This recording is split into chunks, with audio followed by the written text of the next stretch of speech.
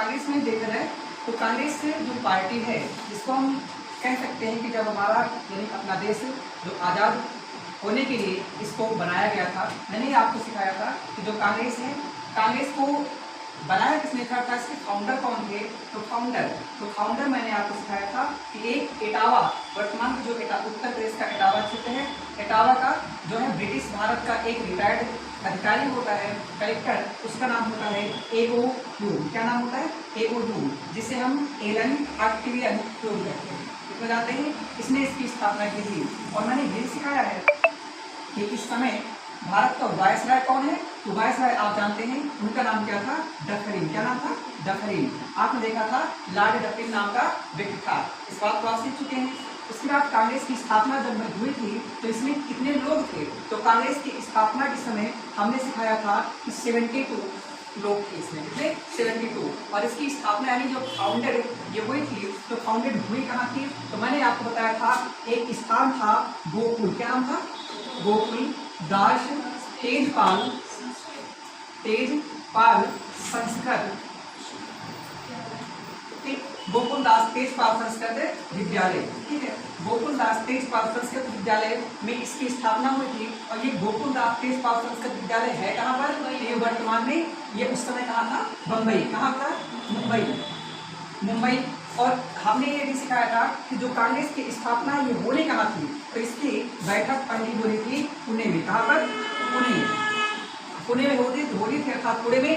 लेकिन यहाँ पर उस समय क्या फैला था? एक महामारी, एक पेंडेमिक आ गई थी। ठीक है, पेंडेमिक भी चीजें होती है जो एक ऐसी बीमारी जो बड़े क्षेत्र में आती है उसे पेंडेमिक कहते हैं।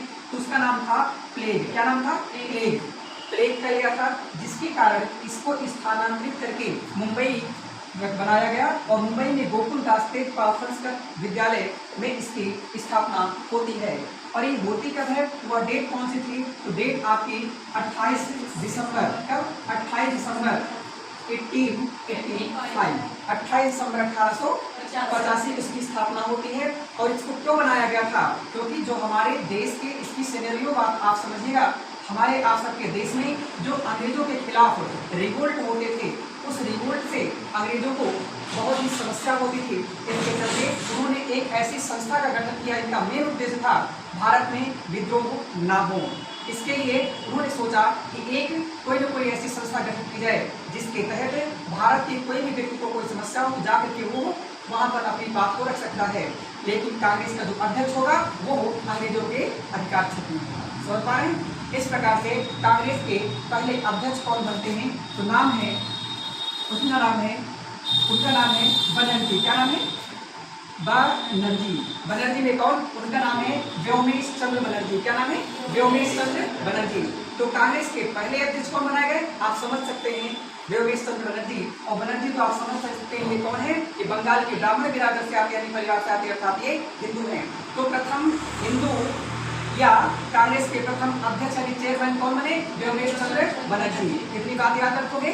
उसके बाद दूसरे कौन बनते हैं? तो दूसरा नाम है, याद रखेंगे, पहला, दूसरा, तीसरा, चौथा, नहीं, first, second, third and fourth. ये इंपॉर्टेंट है, मिलान करने को आता है, ठीक, मैच करने के लिए। तो फर्स्ट कौन है? उनका नाम है बनर्जी। क्या नाम है? बनर्जी। और सेकंड कौन है? बनर्जी के बाद नौरोजी। क्या नाम है? नौरोजी। उसके बाद तैयबजी। बनर्जी, नौरोजी, तैयबजी। और एक नाम है यूले। क्या नाम है? यूले। बनर्जी की मैं बात करूंगा, ये प्रथम हिंदू हैं, नौरोजी प्रथम पारसी व्यक्ति हैं, तैयबजी प्रथम मुस्लिम व्यक्ति हैं और यूले प्रथम ईसाई व्यक्ति हैं। समझ जाओगे? ये कब हुआ था? 1885 को हुआ था। और सेकंड वाला 1886, 87, 88। इतनी बात समझ जाओगे। जो पहला वाला हुआ था ये कहाँ पर हुआ? ये अधिवेशन, कांग्रेस का प्रथम अधिवेशन बंबई में हुआ।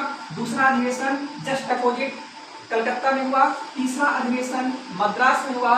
चौथा अधिवेशन इलाहाबाद में हुआ। पूरी जानकारी समझ में आई? इस प्रकार से कांग्रेस का जो इतिहास है, पूर्ववर्ती इतिहास, इस प्रकार से शुरू होता है। और आगे चल करके फिर इनके अलग अलग विचारधाराओं को बढ़ाने के लिए, अपनी विचारधाराओं को बढ़ाने के लिए अलग अलग अधिवेशन समय समय पर होते रहे, जो भारतीय स्वतंत्रता में एक अहम योगदान दिया। ठीक है, धन्यवाद।